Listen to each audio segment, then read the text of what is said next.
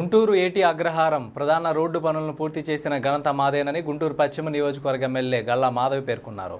మంగళవారం గుంటూరు 31వ డివిజన్ ఏటీ అగ్రహారం 4వ లైన్ బోరింగ్ పంపు సెంటర్లో సుపరిపాలనలో తొలి అడుగు కార్యక్రమంలో భాగంగా ఎమ్మెల్యే గల్లా మాధవి ఇంటింటికి తిరిగి సంక్షేమ పథకాలు అమలు, ప్రజా సమస్యలను అడిగి తెలుసుకున్నారు.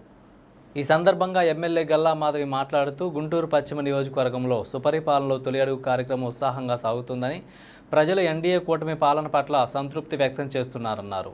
గత ఎన్నికల సమయంలో ఈ ప్రాంతంలో పర్యటించినప్పుడు అనేక సమస్యలు గుర్తించడం జరిగిందన్నారు. ఈ కార్యక్రమంలో సింహాద్రి కనకాచారి, మల్లె ఈశ్వరరావు, దాసరి జ్యోతి, సాయి, దాసరి రమణ, దుర్గారావు, వనిమిరెడ్డి నాగజ్యోతి, నషీదా షేక్, వినయ్ బాబు, రావి కృష్ణారావు, గోర్ల శ్రీనివాసరావు, సుబానీ షేక్, మొక్కల శ్రీనివాసరావు, మరియన్న కొనతం, బండేల కృష్ణారావు తదితరులు పాల్గొన్నారు.